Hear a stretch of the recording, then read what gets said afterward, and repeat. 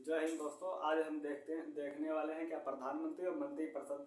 जो प्रधानमंत्री का उल्लेख है आर्टिकल 75 में दिया गया है और जो मंत्रिपरिषद है वो आर्टिकल 74 में दिया गया है। यानी ये दोनों कहाँ से लिया गया? मंत्रिपरिषद व जो है प्रधानमंत्री, ये कहाँ से लिया? ब्रिटेन से ली गई। कहाँ से ली गई? ब्रिटेन से ली गई। और देखिए यहाँ ने लिखा भारत में एक संसदीय लोकतंत्र। भारत में किसका तंत्र है? भारत में एक संसदीय लोकतंत्र है। और यहाँ पर जो है एक मंत्रिपरिषद संसदीय लोकतंत्र है। यानी संसदीय लोकतंत्र तो यहाँ एक मंत्रिपरिषद होगी, समझे? तो एक मंत्रिपरिषद। अब हमने लिखा यहाँ मंत्रिपरिषद आर्टिकल 74 में लिखा है, 74 का सेकंड कहता है कि इसमें जो है कि जो है भारत में 3 प्रकार के मंत्री होंगे। एक कैबिनेट मंत्री होगा, एक स्वतंत्र प्रभार मंत्री होगा, एक राज्य मंत्री होगा।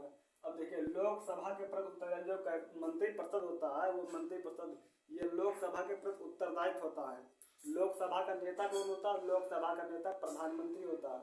लोकसभा का नेता कौन होता है? वो प्रधानमंत्री होता है। जब तक प्रधानमंत्री है तब तक मंत्रिपरिषद रहेगी, नहीं तो मंत्रिपरिषद शून्य हो जाती है। या जैसे प्रधानमंत्री का या अवकाश में है या यानी अपना त्यागपत्र प्रधानमंत्री ने दे दिया या प्रधानमंत्री के आकस्मिक मृत्यु हो जाती है तो उस समय जो मंत्रिपरिषद होता है वो अपना काम शून्य हो जाता है, यानी कुछ काम नहीं कर सकता है। जब तक प्रधानमंत्री नहीं है तब तक जो मंत्रिपरिषद कुछ नहीं कर सकता है। इसका मतलब ये होगा। देखिए जो ये होता है यानी कैबिनेट मंत्री होता है। कैबिनेट मंत्री हमने यहाँ लिखा, इसका अर्थ क्या होता है? कैबिनेट यानी किसी सरकार, यानी कोई सरकार है तो सरकार के जो उच्च स्तरीय होता है, सरकार के उच्च स्तरीय नेताओं के जो समूह होते हैं उन्हें जो कैबिनेट कहा जाता है। यानी कैबिनेट में कई लोग रहते हैं, बैठे रहते हैं। जो कैबिनेट होता है यह अपने विभाग का हेड होता है। कैबिनेट अपने विभाग का हेड होता है। अब यहाँ देखिए स्वतंत्र प्रभार मंत्री होता है, स्वतंत्र प्रभार राज्य मंत्री होता है। जिस विभाग में कोई कैबिनेट मंत्री नहीं है, यहाँ इसका मतलब है कैबिनेट जिस विभाग में कोई कैबिनेट मंत्री नहीं है तो उसके जगह पर स्वतंत्र प्रभार राज्य मंत्री बनाया जाता है। जैसे यहाँ लिखा है हमने विदेश कार्य मंत्री।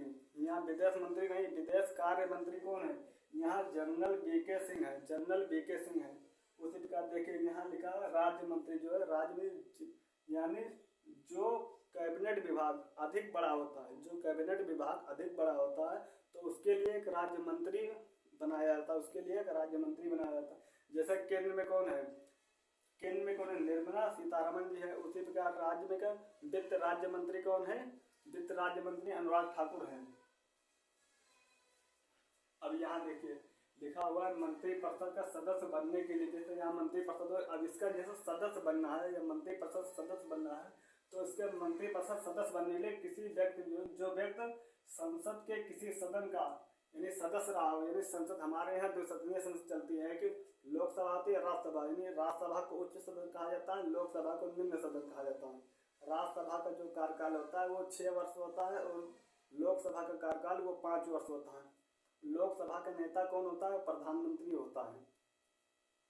अब यहाँ देखिए जो व्यक्ति मंत्री अगर बनने जा रहा है, जो व्यक्ति मंत्री बनने जा रहा है या बनते समय संसद का अगर सदस्य नहीं है, जो व्यक्ति जो है मंत्री बनने जा रहा है या मंत्रिपरिषद के सदस्य बनने जा रहा है वो अगर क्या संसद का यानी संसद का सदस्य नहीं है तो उसे बनना अवश्य होगा। यानी उसको जब वहाँ बताया जाता है, यहाँ लिखा संसद सदस्य नहीं तो उसे जो 6 महीने का समय दिया जाता है कि आप भाई यहाँ के जो है मंत्री बन जाइए, आप जो है नहीं तो आपको पद छोड़ना पड़ेगा।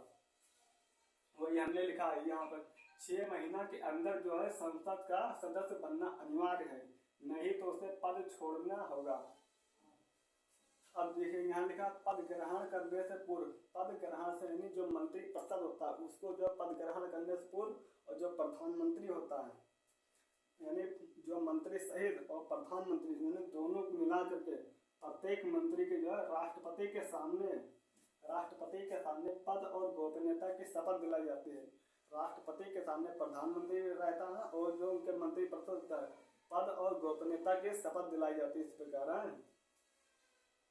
शपथ दिलाई। अब यहाँ का लोकसभा जो है, लोकसभा किसी एक मंत्री के विरुद्ध मान लो जैसे विश्वास प्रस्ताव लाना, अविश्वास प्रस्ताव लाना, जैसे वो कोई मंत्री है वो हमारा काम नहीं कर रहा है तो उसके विरुद्ध जैसे अविश्वास प्रस्ताव लाना है तो अविश्वास प्रस्ताव लाना है तो पारित करें अथवा जो है उस विभाग से संबंधित जो है विधेयक को रद्द कर दे, यानी इस विभाग को रद्द कर दे, तो जो समस्त मंत्रिमंडल को, समस्त जो मंत्रिमंडल, जितने भी मंत्रिमंडल होते हैं, तो समस्त मंत्रिमंडल को पद छोड़ना पड़ता है। उस यहाँ हमने लिखा आर्टिकल 78 में, आर्टिकल 78 में कहा गया जो प्रधानमंत्री होता है, प्रधानमंत्री, राष्ट्रपति और मंत्रिपरिषद, राष्ट्रपति और मंत्रिपरिषद, यानी यह होगा क्या, यह होगा राष्ट्रपति, यह होगा मंत्रिपरिषद। तो इनके बीच जो है, इनके बीच का मुख्य संवाद जो होता है वो क्या होता है, वो प्रधानमंत्री होता है। ये प्रधानमंत्री अपने आप में मेन होता है। उसी प्रकार हम चलते हैं, देखते हैं कि